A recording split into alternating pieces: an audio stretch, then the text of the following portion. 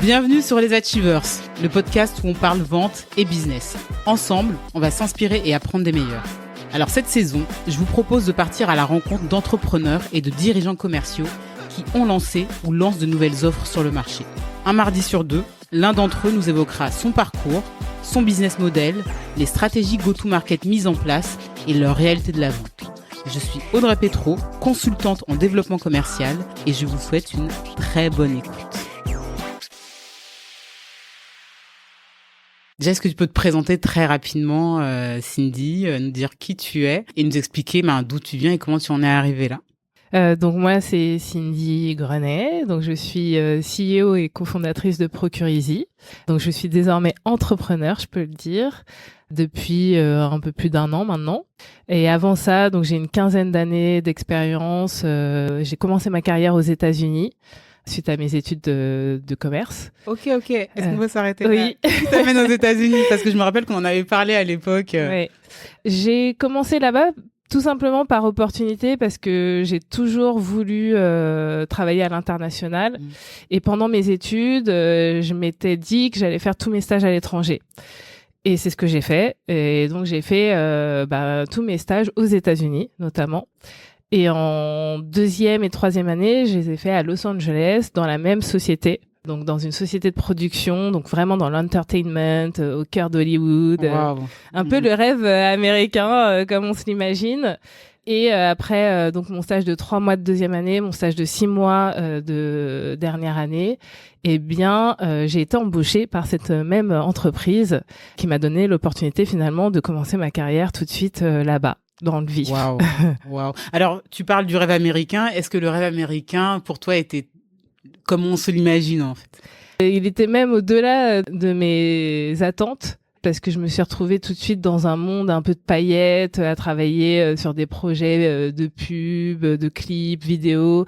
C'était un peu même un peu trop tout de suite. Puis j'avais aussi des copines qui étaient venues avec moi en même temps aux États-Unis, qui elles travaillaient dans le monde de la fashion, qui elle était dans les défilés de mode. Donc en fait, on était vraiment une équipe de Françaises qui travaillaient dans l'entertainment et la fashion, et donc à aller à des événements très VIP comme ça. Donc c'était un peu le rêve éveillé quand tu arrives là-bas et que tu vas prendre un café et que tu croises tous les acteurs que tu vois dans des séries préférées. Enfin, c'est un peu magique. Il y a des anecdotes comme ça ou des choses, des rencontres qui t'ont marqué que tu peux nous raconter?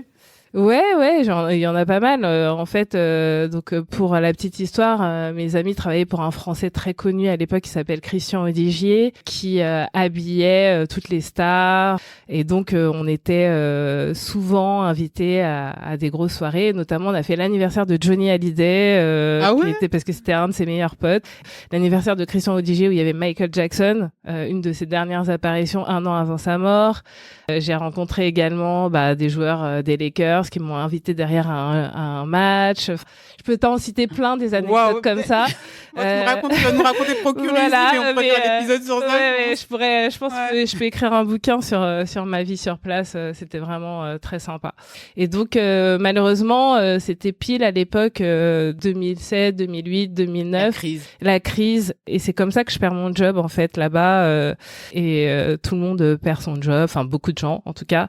Et notamment dans l'industrie de l'entertainment, c'était assez violent. Et donc du jour au lendemain, je me retrouve sans job et avec un visa qui dépend de mon job. Donc j'essaye de trouver des petits jobs alimentaires dans le milieu. Enfin, c'était assez facile à Hollywood de trouver des petits jobs, mais qui te sponsorisent ton visa, non, très très dur, surtout à une époque de crise. Donc à la fin de la date de mon visa, je dois retourner malheureusement un peu en traînant des pieds en France. Et donc là, mon but, c'est faut absolument que je reparte, que je trouve un moyen.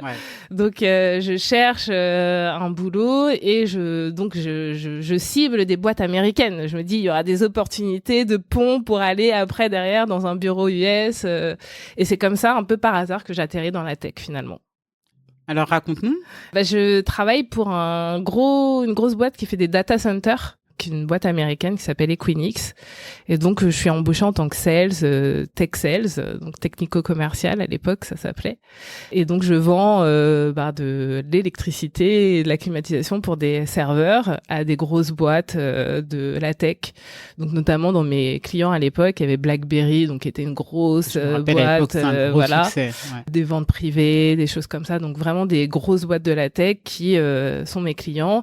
Et c'est un peu comme ça que je tombe dans ce monde, que je découvre finalement, mais qui me plaît beaucoup, et je me rends compte de l'ébullition que c'est à cette époque-là, qu'il y a de plus en plus de boîtes qui font du cloud, ce genre de choses, et donc qui ont besoin d'héberger leurs serveurs dans des data centers, et c'est un peu comme ça que j'atterris dans ce monde. Je fais mes petites armes en tant que commercial chez Equinix. Ça dure 1 an à peu près, donc pareil, boîte américaine, je me dis pourquoi pas retourner aux US, et puis finalement il n'y avait pas vraiment d'opportunité pour moi de partir là-bas, et donc je décide de postuler à d'autres boîtes dans la tech, mais plus sur un rôle où je vais être en contact avec des développeurs, des project managers, et j'atterris chez Dailymotion. D'accord. Alors, à ce moment-là, ton rêve d'aller aux États-Unis, de retourner aux États-Unis, tu l'as mis de côté Oui, pendant longtemps, j'espérais y retourner. Et puis, au bout d'un moment, on se réhabitue. On se réhabitue à la vie française. Et puis, elle est pas si mal, quand même, la vie française. Puis voilà, je retrouve tous mes potes, commence à refaire mon réseau. Et puis, j'ai envie d'une carrière finalement, et au bout d'un moment, il est temps de se lancer vraiment, et puis de se dire, on s'ancre quelque part, et c'était à Paris. Est-ce que tu as senti que ton profil avait été valorisé en ayant eu cette expérience aux États-Unis, ou tu as eu du mal à te réinsérer dans la vie professionnelle en France? Parce que je sais que pour l'avoir vécu, mais je sais que c'est aussi le défi de pas mal de gens qui ont fait de l'international. Ouais, tout à fait. En fait, j'ai pas tout dit, mais au départ, je voulais vraiment rester dans ce monde de l'entertainment, parce que j'avais bossé quand même à Los Angeles, au cœur du truc. Ouais. Et je voulais valoriser ça à Paris. Et donc, au départ, j'avais postulé pour des boîtes de prod en France, qui m'ont dit, mais non, t'as pas fait d'études là-dedans, donc tu repars. C'est ce qu'ils t'ont dit ? Ouais. Alors que j'avais bossé 2 ans aux US là-dedans, et c'était pas du tout valorisé. Fallait que je reparte de zéro, limite en tant que stagiaire. C'était vraiment ça, les discours. Donc j'ai pas trop compris. Et c'est là que finalement j'ai postulé à d'autres choses, dont mon job chez Equinix. Mais au départ, vraiment, moi, mon idée, c'était rester dans ce milieu-là. C'était super sympa. Après, j'avais peur d'être déçue, parce que quand t'as connu la prod aux US, tu te dis, bon, est-ce que ça va être du même niveau, même si je pense qu'on a des bonnes choses, des bonnes boîtes aussi en France. J'ai constaté derrière que mon expérience n'était pas du tout valorisée. Alors que quand justement j'ai postulé dans d'autres secteurs, bizarrement, ils avaient beaucoup apprécié le fait que j'avais travaillé aux US, que je parle très bien anglais. Je pense que dans d'autres secteurs, en effet, parce qu'il y a peu de gens qui parlent très bien anglais en France, je pense que c'est valorisé. Donc là, ça a été valorisé, justement, chez Equinix, le fait que je parle très bien anglais. C'était, vu que tu travailles avec des collègues qui sont un peu partout dans le monde, c'était un très bon point sur mon CV. Tu arrives chez Dailymotion ? Oui, j'arrive chez Dailymotion. Donc là, c'est pour vendre la solution cloud de Dailymotion. On était une toute petite équipe sales, donc j'étais avec un directeur commercial. Et le reste de l'équipe, c'était des développeurs, product managers, infra, vraiment travailler avec des techs et construire la roadmap, produit, vraiment participer activement à construire ce produit et derrière le commercialiser. Donc il y avait deux stratégies, une stratégie un peu product sales led, où vraiment on avait des clients qui s'inscrivaient directement sur le site et qui choisissaient un forfait et devenaient clients, et derrière nous contactaient potentiellement via le support, mais ils étaient assez autonomes. Et on avait une autre stratégie plutôt sales led, où là j'allais démarcher des clients, vraiment vendre le lecteur vidéo en marque blanche pour qu'ils l'utilisent derrière nos clients sur leur site. Donc super expérience, vraiment découverte du monde de la vidéo en ligne finalement. À l'époque, c'était en 2012 que je commence à travailler là-bas, donc vraiment la créateur économique qui commence vraiment à prendre de l'ampleur, cette petite guéguerre avec YouTube finalement encore qui était encore, on était encore, on va dire, au coude à coude, mais YouTube commençait quand même à prendre une place énorme dans l'écosystème vidéo, et donc c'était assez compliqué, mais en France, c'était assez valorisé d'être une boîte française, et la French Tech, la fameuse, était quand même mise en avant, et ça permettait, en tout cas avec les acteurs français, d'avoir un certain avantage, et donc c'était super intéressant. Et à cette époque-là, je sais pas si tu te souviens, donc Dailymotion, c'est un peu la pépite française, et il y a d'autres boîtes qui commencent à s'intéresser pour racheter, parce que finalement Orange, qui était détenteur de Dailymotion à l'époque, qui était actionnaire, souhaite revendre ses activités, donc souhaite revendre Dailymotion, et cherche un repreneur. Et là, il y a Yahoo qui tape à la porte et qui dit ah ouais, nous on est intéressés. Et là, Montebourg, qui était à l'époque ministre de l'économie, dit non, on va pas laisser filer une pépite française dans les mains d'un Américain. Et donc, il s'oppose à ce rachat. Et il y a aussi un acteur asiatique à l'époque qui était très intéressé, pareil, il s'y oppose. Et ce sera finalement Vivendi qui rachètera Dailymotion pour que ça reste un fleuron français, un fleuron de l'économie française. Ouais, j'avais pas suivi cette histoire. Ouais, c'était, et nous, en tant qu'employés, c'était assez le vif de l'intérieur, ne pas savoir qui va nous racheter, avec qui finalement on va travailler. C'était un peu perturbant. On avait interdiction de parler à la presse parce qu'il y avait forcément des journalistes des fois à la sortie du bureau qui étaient là pour essayer d'avoir chopé des infos et comprendre un peu comment on le vivait de l'intérieur. Et finalement, c'est une histoire qui s'est bien finie puisque Vivendi a repris. Après, on a travaillé main dans la main avec Canal+ sur la partie vidéo.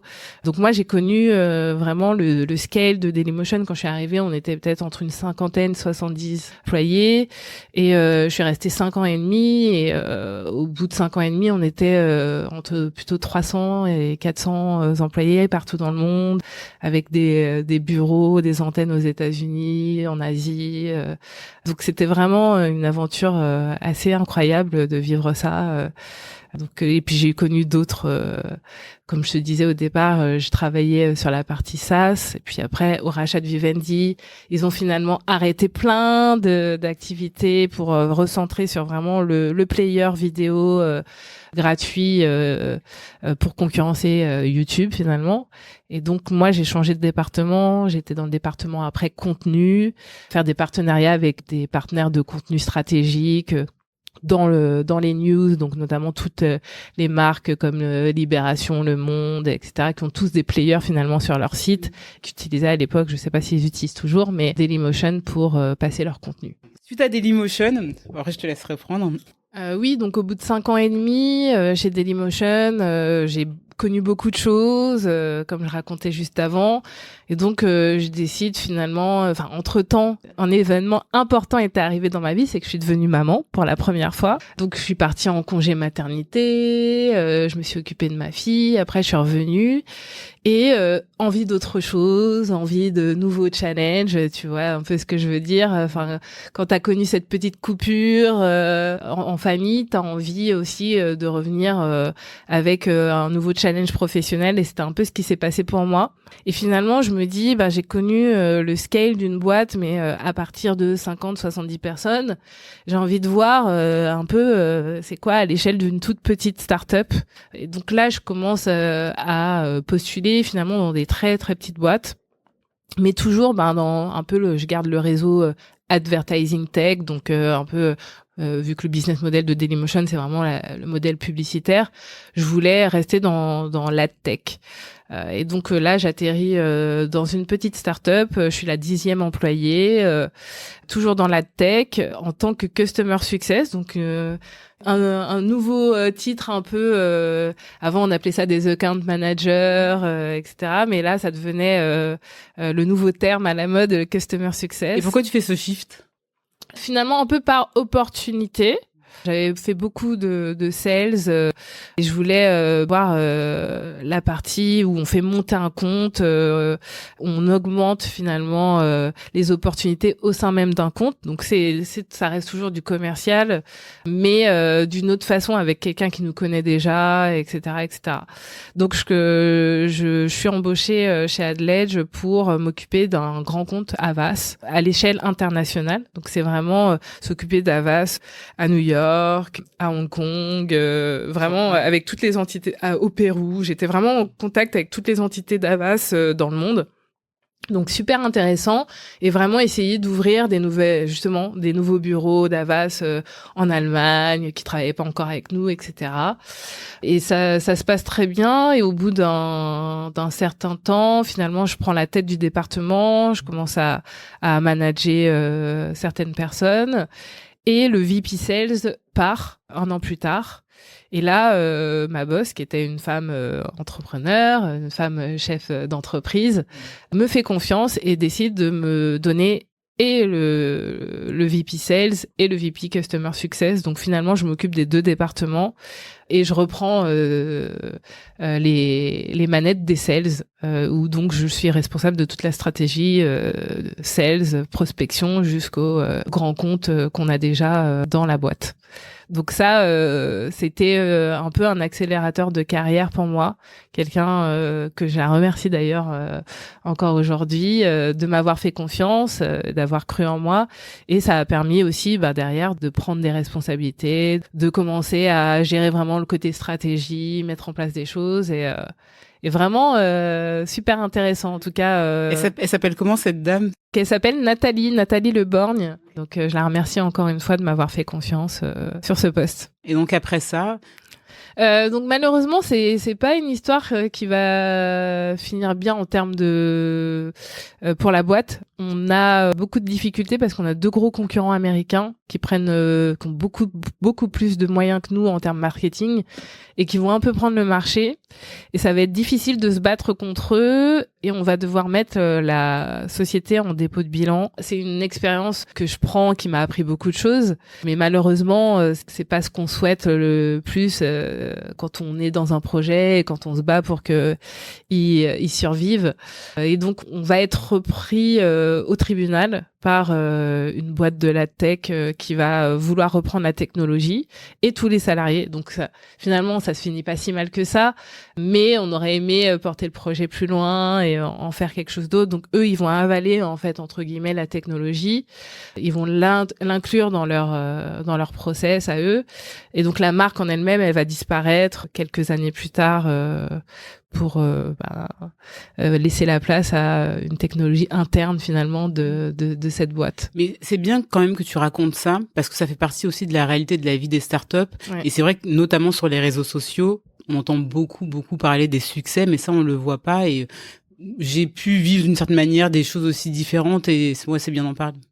Ça existe et c'est pour la plupart des startups malheureusement ça se finit pas forcément bien, donc faut le savoir quand on commence à travailler même en tant qu'employé que ça peut être une possibilité malheureusement. Là pour le coup tous les employés ont été repris, donc ça faisait partie aussi de quelque chose qu'on voulait pour tout le monde. Moi j'étais justement représentante au tribunal des employés pour essayer de faire en sorte que tout le monde y trouve quelque chose. Et finalement, on a été repris, on a intégré les bureaux, nouvelle équipe, plus gros groupe. On était une centaine. Donc on rentre dans on perd d'une quinzaine de personnes qui finalement arrivent dans un groupe d'une centaine de personnes. Donc ça, c'était plutôt agréable, très accueillant. Et moi, à ce moment-là, je suis enceinte de mon 2e. Waouh, alors toi t'enchaînes. J'enchaîne. Mais comment tu vis ça psychologiquement? Parce que je trouve que te dire que tu vas représenter les salariés, enfin, je pense qu'il y a énormément de stress sur tes épaules et en plus de ça, toi, tu vas accueillir la vie dans ta vie perso. Comment tu gères ça? Ça allait parce que je le vivais à peu près sereinement. Mais c'est vrai que c'était un peu stressant parce que je savais pas comment j'allais faire mon congé mat, si on allait être déjà dans une autre structure ou pas du tout. Enfin, t'as ce truc de comment je vais gérer. C'était un peu ça qui me stressait le plus, on va dire. Mais en termes de quotidien, ça allait plus ou moins bien. Et puis, quand j'ai vu, assez rapidement, on a eu des boîtes qui ont été intéressées pour reprendre. Donc, on en a vu pas mal. J'étais à tous les rendez-vous, etc. Après, aller au tribunal, c'était pas non plus... ça allait, quoi. La chose qui était un peu marrante, c'est que ma boss avait enregistré la boîte au Mans. Et donc, à chaque fois, je devais aller au tribunal au Mans. Enceinte et tout. Enceinte et tout, ouais. Et finalement, quand on arrive dans la nouvelle boîte, moi, un mois après, je pars en congé mat. Donc, je pars en congé mat en me disant que mission accomplie, tout est réglé. Tout le monde, a repris un poste au sein de cette nouvelle boîte. Et moi, je pars l'esprit tranquille. J'ai fait la passation un peu de mes sujets. Et quand je fais cette pause avec mon fils, cette fois, je reviens. Et là, Covid. Vous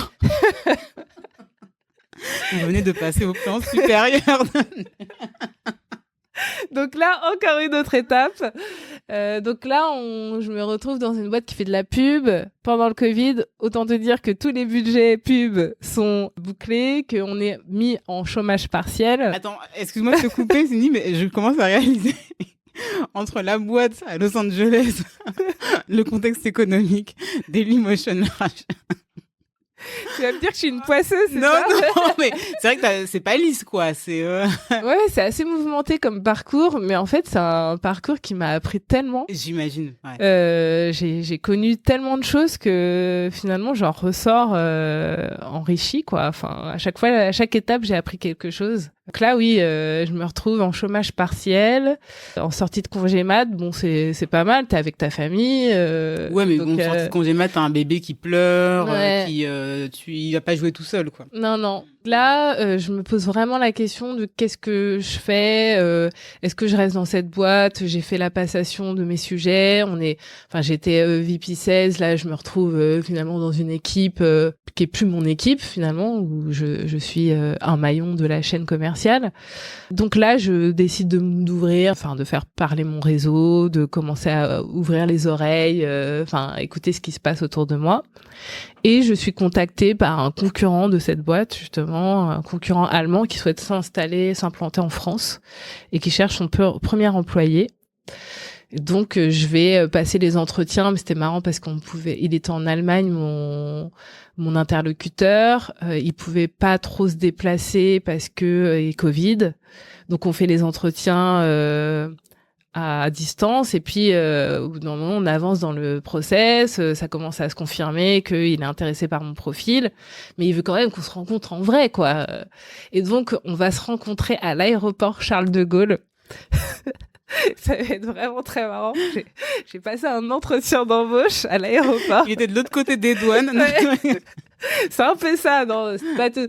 Mais c'était très drôle, quoi, parce que à cause des restrictions, c'était compliqué. Donc finalement, on se rencontre là et on va décider de tenter l'expérience. Et donc je vais lancer cette boîte de chez moi parce que de toute façon c'est encore compliqué, c'est encore en plein Covid. Et je vais un peu faire jouer mon réseau pour essayer de m'ouvrir des portes en agence, pour faire découvrir cette nouvelle marque, cette nouvelle régie, pour vendre un nouveau format publicitaire digital. Et donc j'ai de la chance parce que ça fait 10 ans que je bosse là-dedans, donc j'ai beaucoup de réseaux. Je commence à ouvrir pas mal de portes d'agences, de comptes. Mais ils me disent tous les budgets, c'est pas ça, quoi. Enfin là, en plus faire rentrer une nouvelle régie, encore plus compliqué. Donc je me retrouve dans un contexte ultra complexe, malgré mon réseau, de pouvoir ouvrir des opportunités commerciales. Je me rends compte aussi que c'est compliqué d'être seule, ou en tout cas c'est pas fait pour moi. Assez vite, je vais me rendre compte que travailler, même si j'ai une équipe qui me soutient en Allemagne, je suis pas avec eux au quotidien, je suis toute seule chez moi, je fais des rendez-vous à gauche à droite, mais c'est pas moi j'aime bien. T'as pas la vie de bureau, t'as pas la vie de bureau, t'as pas la vie sociale, quoi. Enfin, moi, c'est un truc, je me nourris des autres.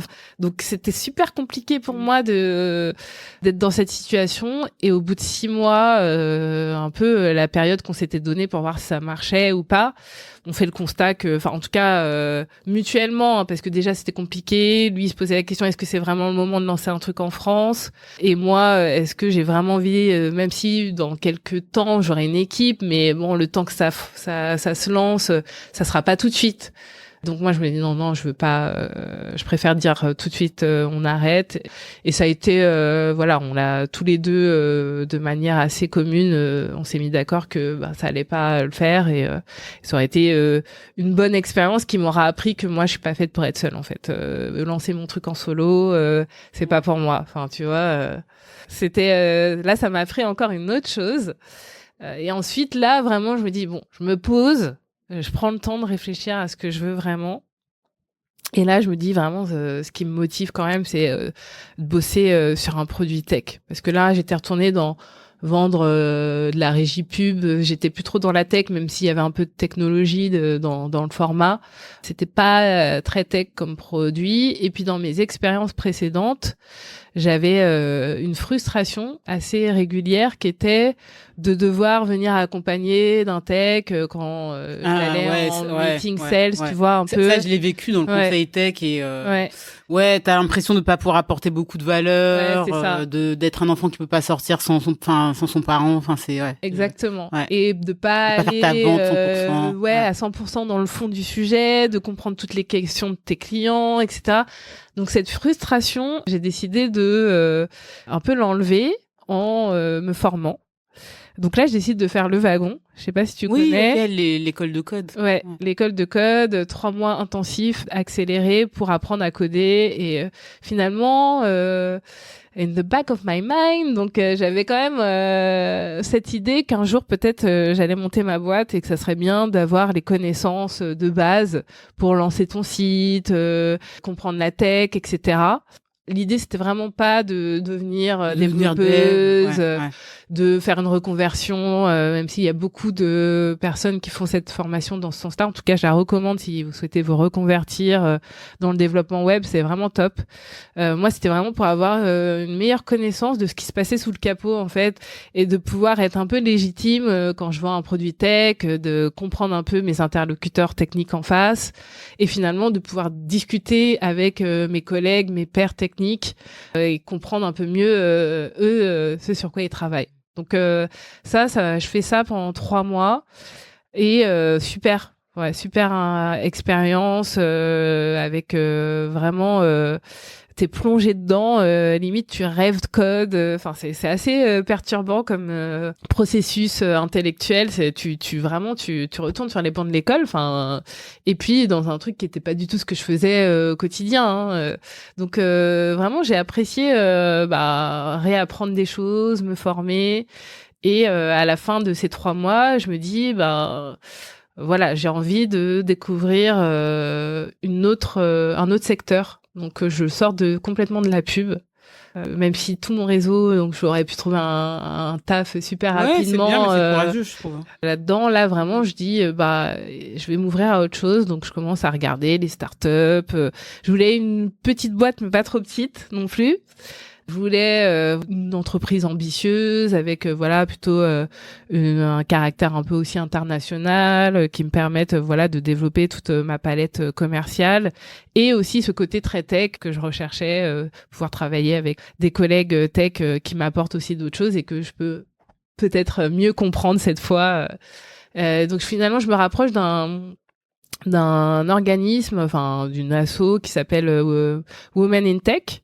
Donc en fait qui me promeut un peu les femmes dans la tech et qui permet de mettre en avant des profils et donc je me rapproche de ce réseau-là et je me dis en fait les boîtes qui vont recruter dans ce réseau elles ont des valeurs qui seront communes aux miennes et donc c'est un peu comme ça que j'ai atterri dans une boîte qui fait la computer science, computer vision. donc qui m'a permis d'arriver à un poste de go-to-market. En fait, mon rôle, c'était go-to-market director.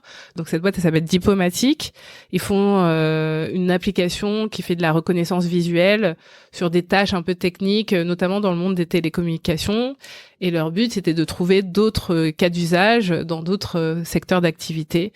Et donc, mon rôle, ça a été vraiment d'aller chercher ces nouveaux secteurs d'activité, trouver des cas d'usage réplicables, où on pouvait derrière aller chercher toute une typologie de clients en go-to-market.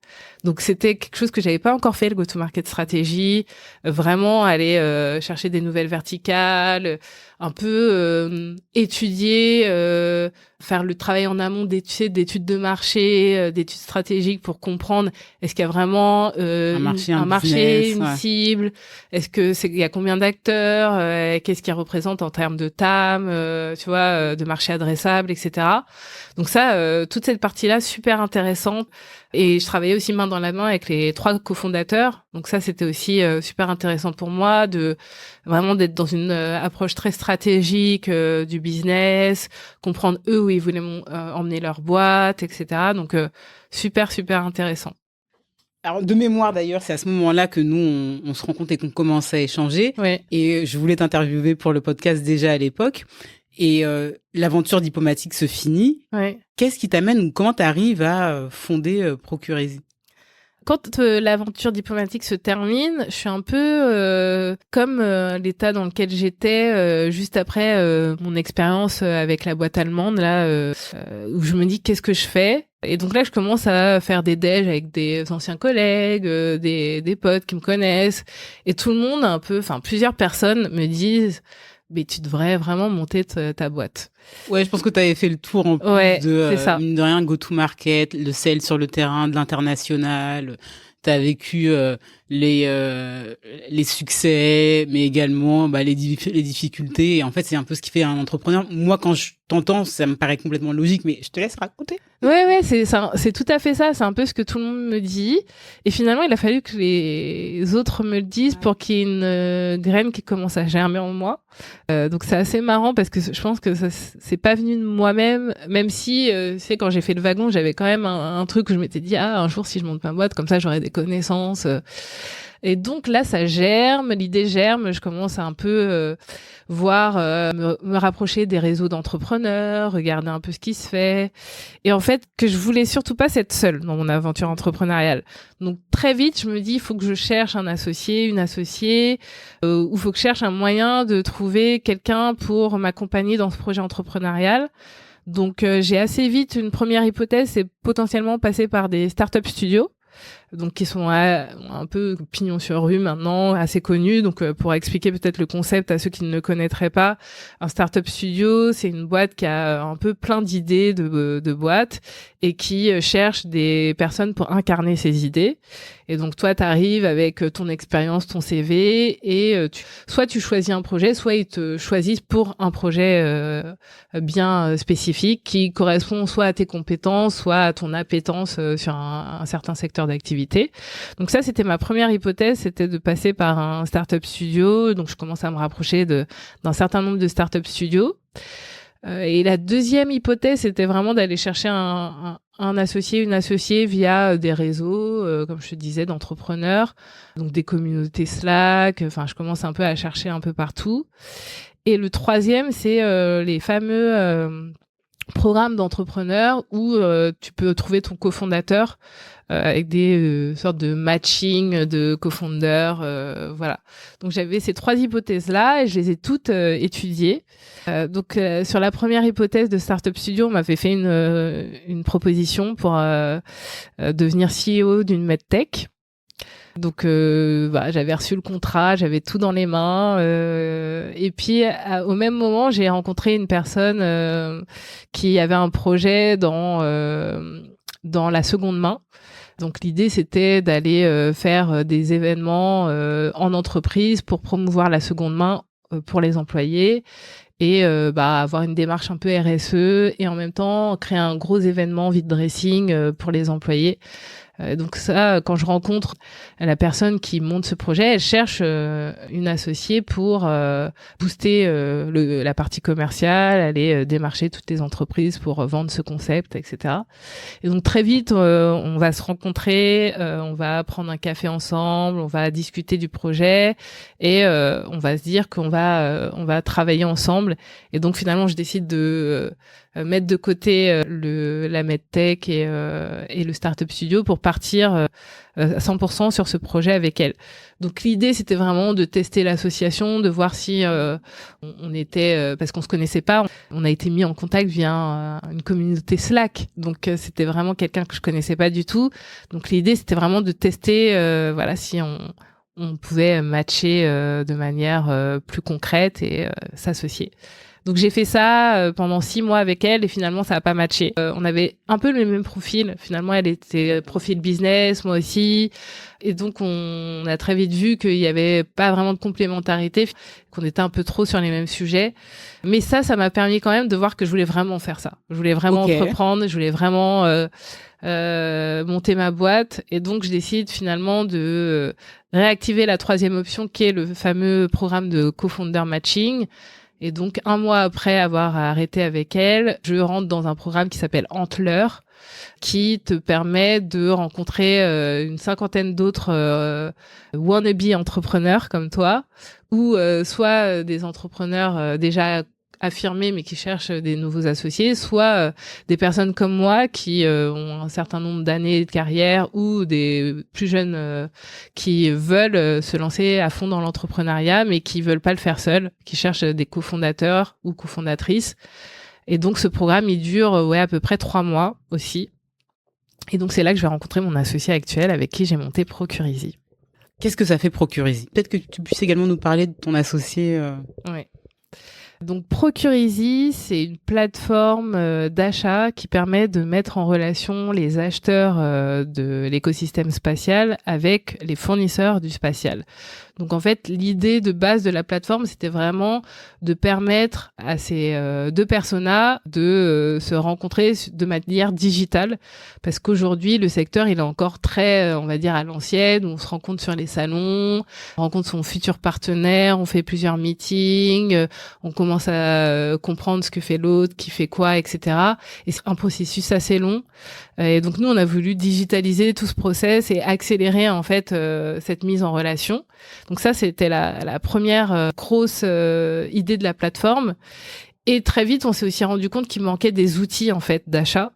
Donc on a mis en place au sein de la plateforme un certain nombre d'outils qui permet de gérer les processus internes d'achat, c'est-à-dire faire des demandes d'achat en interne, gérer ses fournisseurs, pouvoir aussi trouver très facilement le bon composant ou le bon fournisseur pour ton projet avec une recherche assez simple, donc que tu tapes dans ton moteur de recherche, mais un moteur de recherche intelligent, donc avec de l'IA, qui va te permettre d'avoir très vite les résultats des meilleures options pour toi, pour ton projet hardware.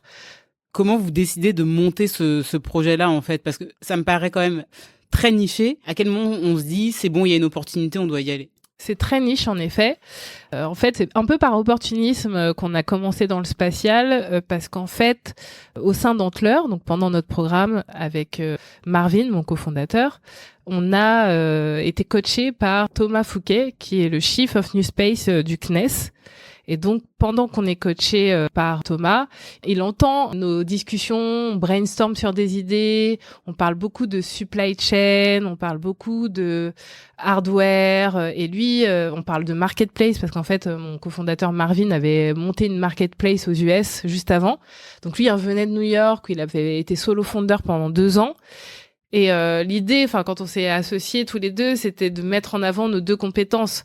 Lui, il avait monté une marketplace, moi j'avais fait du B2B SaaS toute ma carrière, et donc on voulait vraiment utiliser nos 2 forces pour créer un produit qui soit en accord avec nos forces et aussi ce qu'on voulait faire au final en termes d'entreprise, de start-up. Et ce qu'on voulait faire, très vite, on a discuté avec Marvin d'aller vraiment digitaliser des industries qui n'étaient pas. Donc, on regardait les industries très lourdes, de manufacturing. Et en fait, quand il nous entend, Thomas, il nous dit mais vous devriez regarder le spatial, en fait. Comme ça. Ouais, mais lui, il s'est tout de suite dit, après, lui, il est dedans, il connaît par cœur. Donc, nous, sur le coup, on se dit, ni Marvin, ni moi, on est du secteur du spatial, on n'a jamais travaillé dedans, mais c'est quand même super intéressant. On voit qu'il y a quand même beaucoup d'actualités avec SpaceX, etc. On se dit, ça peut être intéressant de comprendre.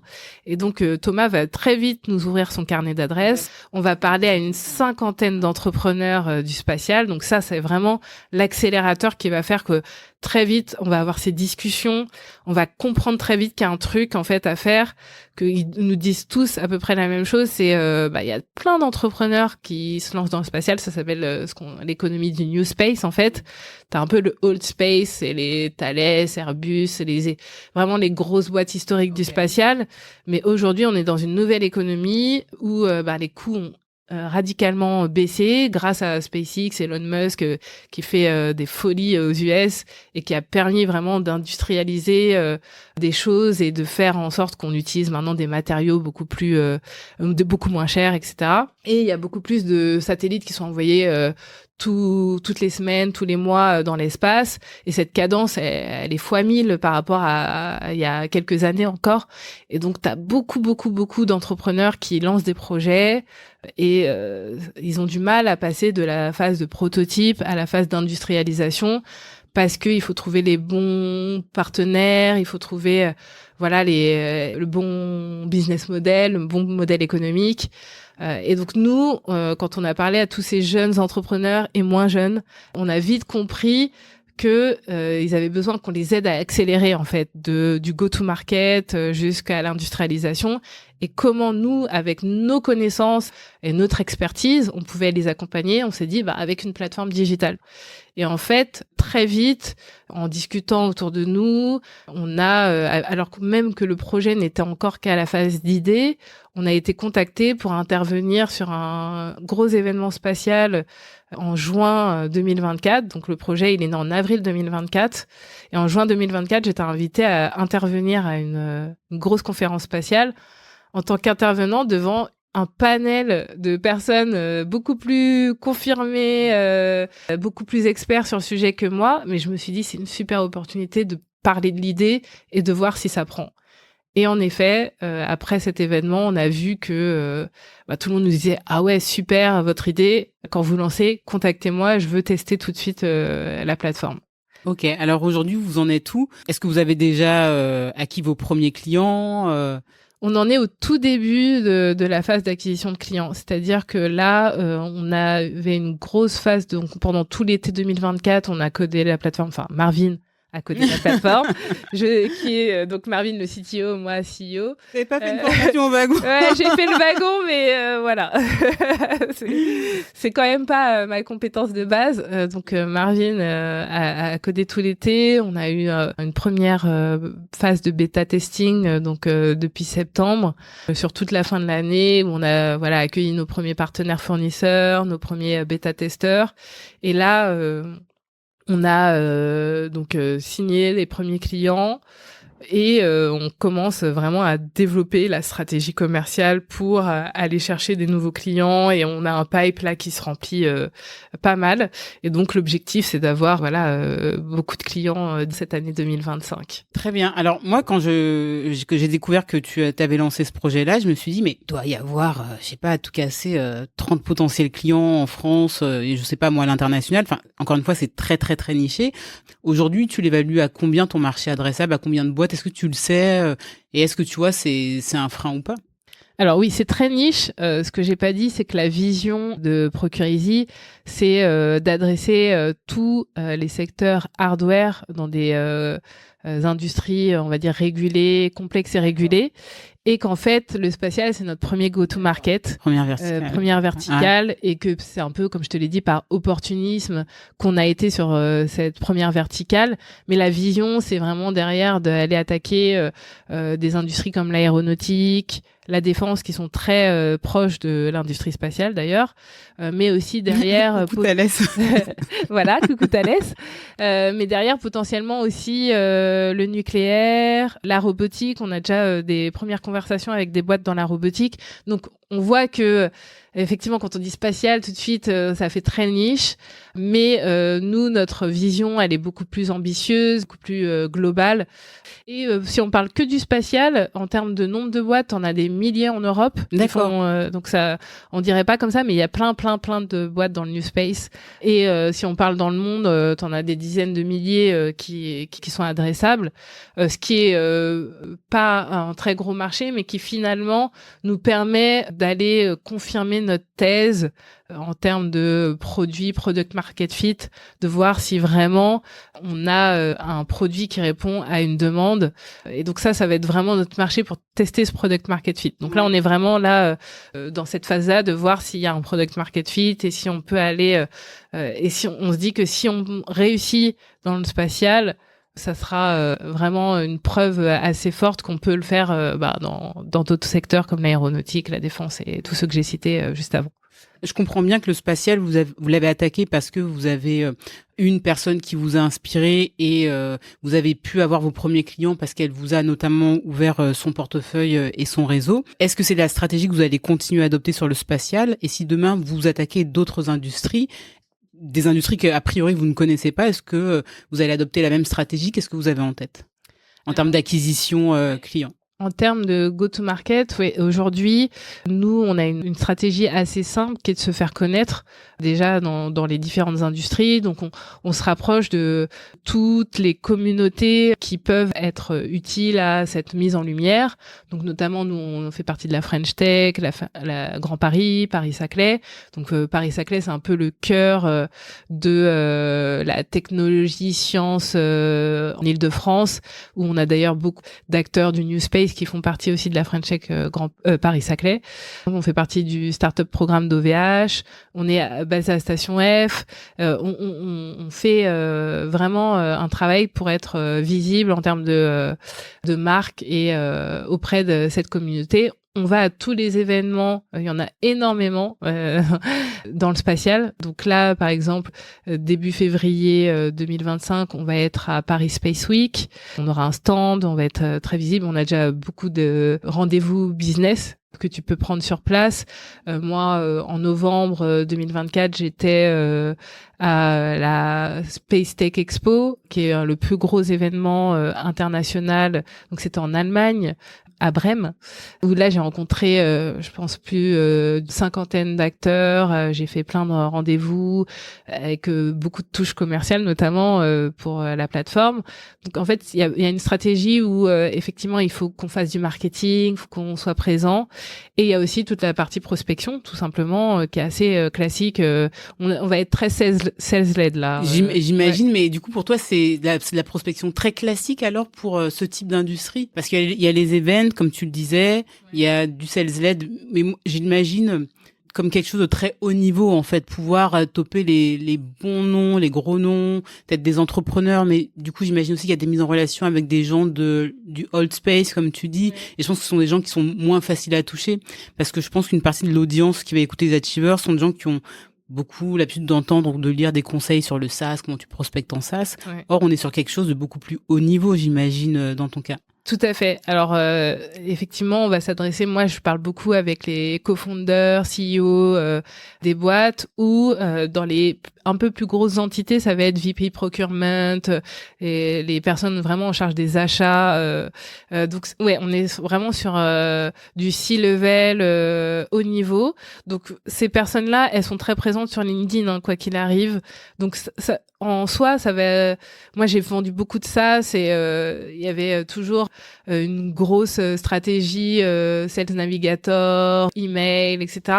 Finalement, ça va ressembler un peu à ça dans le sens où ces gens-là, ils sont très visibles sur les réseaux, on peut les contacter comme ça, mais ce qui marche très bien, c'est d'être introduit par quelqu'un. Et en fait, c'est un réseau. Moi, j'ai intégré des communautés aussi LinkedIn très spécifiques, spatiales. Il y a un réseau qui est assez... tout le monde se connaît finalement dans ce milieu. Et à partir du moment où tu commences à avoir des clients, des gens vont te recommander, comme je te disais, toutes les communautés auxquelles je fais partie, ça permet d'avoir ces introductions et de connaître les bonnes personnes. On a aussi une deuxième stratégie. Comme je l'expliquais un peu plus tôt, on a un moteur de recherche intelligent dans le produit. Et ce moteur de recherche intelligent, on veut peut-être en faire une sorte de produit un peu stand-alone qu'on va peut-être mettre plutôt en product sales led, qui va nous aider finalement à aller toucher les ingénieurs de ces mêmes entreprises qu'on cible, qui vont en fait utiliser d'abord l'outil pour les aider au quotidien dans leur démarche de recherche de composants ou de fournisseurs, et qui vont derrière en parler en interne et dire ah ouais mais j'utilise Procurizy depuis quelques semaines, quelques mois, c'est top, on devrait vraiment le prendre à l'échelle de la boîte, etc. Et on se dit que ça peut nous faire rentrer aussi dans des groupes, dans des plus gros groupes, de manière d'abord via des ingénieurs qui vont l'utiliser en standalone et derrière peut-être monter voilà. Donc on a aussi cette stratégie en tête pour Procurizy. D'accord. À partir du moment où tu pars sur une stratégie comme ça plus product led, en fait ce qui est intéressant c'est que votre stratégie elle est double, et je le vois de plus en plus sur des SaaS, en fonction des gens que tu vas toucher, des paniers, etc. Vous allez devoir faire du marketing et de l'acquisition avec des pubs, ce genre de choses. Ouais, tout à fait. Bon, on n'en est pas encore là. Je pense qu'on n'est pas prêt parce qu'on est encore en train de finaliser cet outil-là de recherche. Mais oui, je pense qu'il y aura un gros travail marketing, de com et du budget à mettre là-dessus, ouais. Question que je t'ai pas posée, tu y réponds pas, et encore une fois, s'il faut cutter, on cuttera. Comment vous financez Procurizy? Est-ce que dans les programmes fondateurs, on vous donne une enveloppe? Est-ce que vous avez levé de l'argent, vous avez des investisseurs? Ce qu'on voit beaucoup aussi, c'est des gens qui ont négocié des départs, qui sont au chômage, etc. Comment vous vivez et comment la boîte se développe pour l'instant? Si tu peux en parler. Oui, bien sûr. Aujourd'hui, comme beaucoup d'entrepreneurs, donc on se rémunère pas. On est sur nos propres deniers. Donc moi, j'ai la chance d'avoir bénéficié effectivement du licenciement économique, et donc j'ai encore France Travail qui me permet de vivre. Le plus grand VC de France. Le plus grand VC de France, exactement. Ça, c'est l'avantage quand on est français et qu'on a travaillé et qu'on a cette opportunité-là. Donc auprès de France Travail, je suis entrepreneur qui est payé par France Travail. Mais malheureusement, Marvin est belge. Donc mon associé est belge. Donc lui ne bénéficie pas de ça. Et donc très vite, il fallait pour nous qu'on gagne assez rapidement de l'argent. Donc on a de la chance d'avoir eu des premiers clients qui ont fait rentrer un peu de chiffre d'affaires, qui nous a permis assez rapidement finalement d'avoir une rentrée d'argent, de pouvoir justement participer à ces événements, mettre un peu de budget marketing et de recruter exactement. Donc on a très vite réussi à avoir quelques ventes qui nous ont permis cela, mais c'est un gros sujet 2025 d'aller faire une levée de fonds pour pouvoir accélérer vraiment en termes de recrutement et aussi d'investissement marketing, etc. D'où l'intérêt de développer le portefeuille client en 2025. Ouais. Ce qui m'amène aussi à une autre question. Aujourd'hui, donc vous avez cette plateforme. Vous vous rémunérez comment? C'est un système d'abonnement? Est-ce qu'il y a une licence et ensuite un fee à l'utilisation? Enfin, je sais pas. C'est quoi le business model? Ouais, le business model, c'est une licence annuelle en fonction des besoins, du nombre d'utilisateurs, etc. Donc ça, c'est vraiment notre business model actuel. Côté fournisseur, parce qu'on a aussi des fournisseurs qui mettent en avant des produits sur la plateforme pour trouver des acheteurs de leur côté. Côté fournisseur, c'est complètement gratuit. Donc ils ont un profil sur notre page qui permet d'avoir une visibilité accrue auprès des acheteurs. Et donc ça, c'est vraiment pour nous, c'est du partenariat avec le fournisseur, de la mise en avant. Et derrière, peut-être que demain, on aura un business model double, donc côté acheteur et côté fournisseur. Mais aujourd'hui, on a besoin que la plateforme elle ait plus de fournisseurs possible, donc on les fait venir gratuitement et ça leur permet de se mettre en avant sur notre plateforme. Cette année 2025, c'est vraiment votre gros jalon? Ou est-ce que on se dit, dans 6 mois, dans 3 mois, dans 6 mois Ouais, je pense qu'il y a plusieurs jalons en 2025. Le premier, c'est Q1 où il faut vraiment que, en termes de sales, ça s'accélère. Et en S1 pour être un peu plus large, la première levée. Donc il y a aussi ce sujet qui va, je pense, me prendre pas mal de temps. Donc c'est pour ça qu'on aimerait assez rapidement pouvoir embaucher quelqu'un côté sales. Donc s'il y a des l'annonce est passée. S'il y a des commerciaux dont le sujet intéresse, n'hésitez pas à vous rapprocher de moi. Et puis nous on a des ambitions très fortes. 2026, pouvoir avoir si on atteint les objectifs le premier million d'ARR. Donc c'est vraiment une grosse ambition. Voilà, il y a beaucoup de choses à venir. Est-ce que tu aurais un message à passer pour les auditeurs du podcast? Le message que je pourrais passer, c'est en tout cas si ceux qui nous écoutent souhaitent se lancer dans l'entrepreneuriat, qu'il faut pas hésiter à se lancer, que des fois on a des propres barrières qu'on se met, mais que si c'est quelque chose qui les anime, ça vaut vraiment le coup. Parfois on se dit on n'a pas la sécurité, on n'a pas ci, on n'a pas ça, mais finalement c'est quoi le risque? C'est d'échouer et puis derrière on se remet en selle. Si vous avez des idées en tête, des projets que vous osez pas réaliser, allez-y, foncez. Faut vraiment croire en soi et y aller et se lancer. Et derrière, il y a que du bon qui peut vous attendre. Ce message est-il valable également quand on est maman? Comment tu gères ça? Finalement, moi, je considère Procure-Easy comme un peu mon 3e bébé. Donc, j'ai 2 enfants, je suis maman, et ce que je fais au quotidien pour mes enfants, c'est leur montrer le chemin, la voie, et les inspirer. Et s'ils voient une maman épanouie, qui fait ce qu'elle aime, je pense que ça les inspire au quotidien. Et moi, ma fille, elle est super contente de dire que maman, elle est chef d'entreprise. Donc, faut le faire, je pense, au bon moment, quand on se sent prête, quand on est une femme, en tout cas, à laisser la main un peu plus peut-être à papa, en tout cas dans le quotidien. C'est vrai que moi, avant de me lancer, j'en ai aussi beaucoup parlé avec mon mari pour lui dire concrètement, c'est vrai que dans notre quotidien, ça va changer sûrement pas mal de choses. En tout cas, j'aurais peut-être un peu moins de temps parfois à consacrer au foyer, même si faut trouver la fameuse balance entre travail et famille, mais une start-up, ça prend quand même beaucoup de temps, hein. Faut pas se le cacher. Donc ça, c'était dès le départ, je savais que j'avais le soutien de mon mari et qu'il faut pouvoir se reposer sur, même si c'est pas un mari ou une femme, ça peut être aussi ses amis, d'autres personnes de la famille, etc. C'est vrai qu'il faut du soutien autour de soi pour pouvoir y arriver. Ça doit pas être un frein d'être maman. Je crois qu'à Station F, il y a 30% de parents, donc il y a plein d'entrepreneurs qui sont parents et faut pas hésiter à se lancer. C'est juste un autre bébé à élever et à faire grandir, et voilà. Écoute, sur ces bons mots, je vais te remercier, Cindy, c'était super cool de t'avoir. Merci à toi, Audrey. Longue vie à Procure-Easy et on va te suivre de près. Merci beaucoup, à bientôt. À bientôt, bye. Merci d'être arrivé à la fin de cet épisode.